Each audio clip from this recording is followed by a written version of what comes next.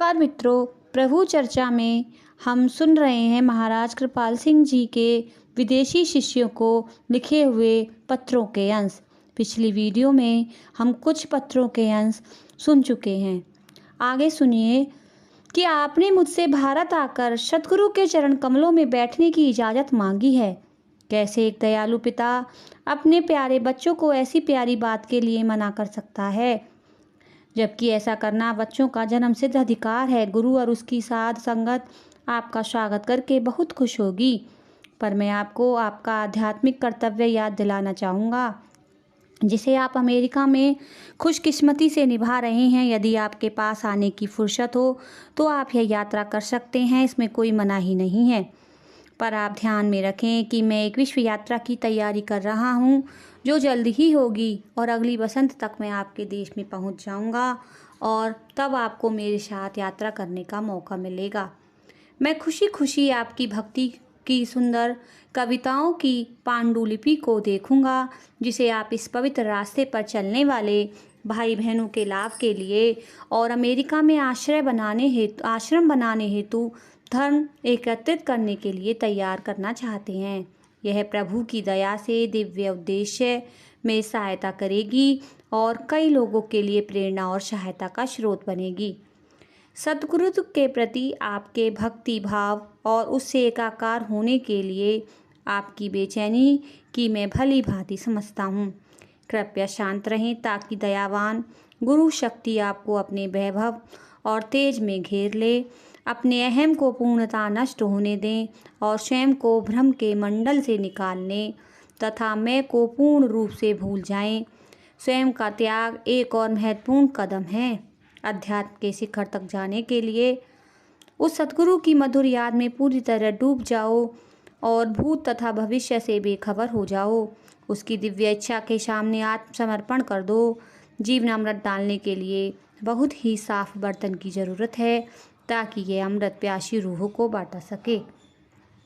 अगले अन्य पत्र में वे लिखते हैं, दूसरों के विचारों की चिंता ना करो। अपनी आंखों देखी बात पर आधारित धारणाएं सर्वोत्तम होती हैं। अपनी अपनी ग्रहणशीलता के आधार पर हर किसी को सहायता मिलती है। सब निपुणता के रास्ते पर चल रहे हैं। हर किसी को नियमित रूप से और प्रेम विश्वास और भक्ति के साथ भजन अभ्यास करना है, ताकि वह दिन ब दिन तरक्की कर सके। गुरु शक्ति बाहरी और आंतरिक दोनों रूपों में हर आवश्यक सहायता प्रदान करती है। सत्संगों में जाना आध्यात्मिक तरक्की में बहुत सहायक होता है। इसके संयोजकों और कार्यकर्ताओं को हमेशा याद रखना चाहिए कि सत्संग सतगुरु का है और वे अपनी सेवा और सहयोग दें, चाहे वे कितनी ही छोटी क्यों ना हो, ताकि सत्संग शांति और सौहार्द के वातावरण में हो सके।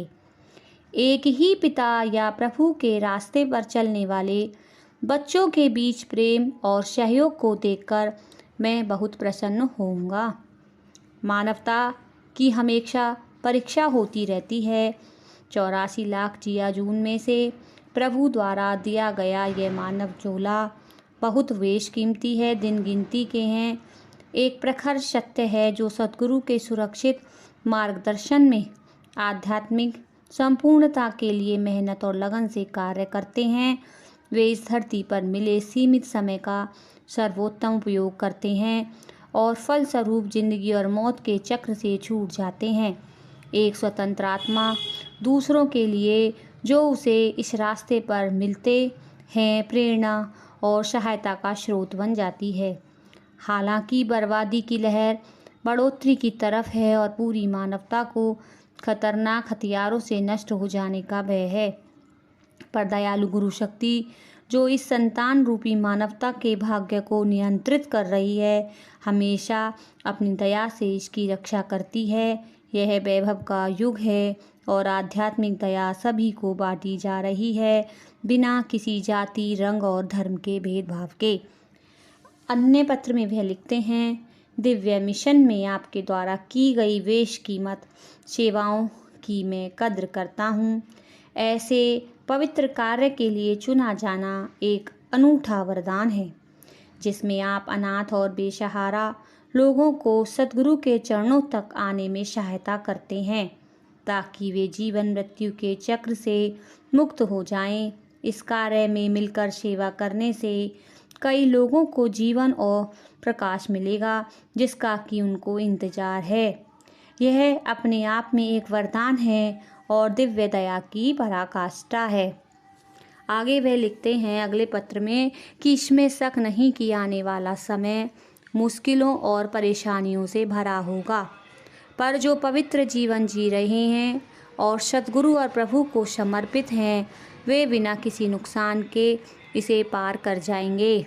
सभी नामलेवा रास्ते पर हैं, कुछ दूसरों से ज़्यादा आगे हैं, इसलिए कुछ में दूसरों की अपेक्षा ज़्यादा कमियां हो सकती हैं। हमें पापी से प्रेम करना है और पाप से घृणा।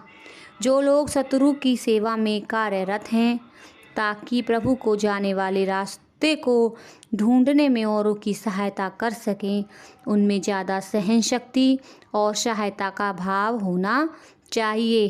करनी कथनी से बेहतर है। आगे वो कहते हैं वे थोड़े से चुने हुए लोग धन्य हैं जिन्हें इस सेवा का वरदान मिला है कि वे कम धन्य भाई बहनों को सही समझ दें और उन्हें इस पथ का विश्वास दिलाएं ताकि उनका आध्यात्मिक उद्धार हो सके।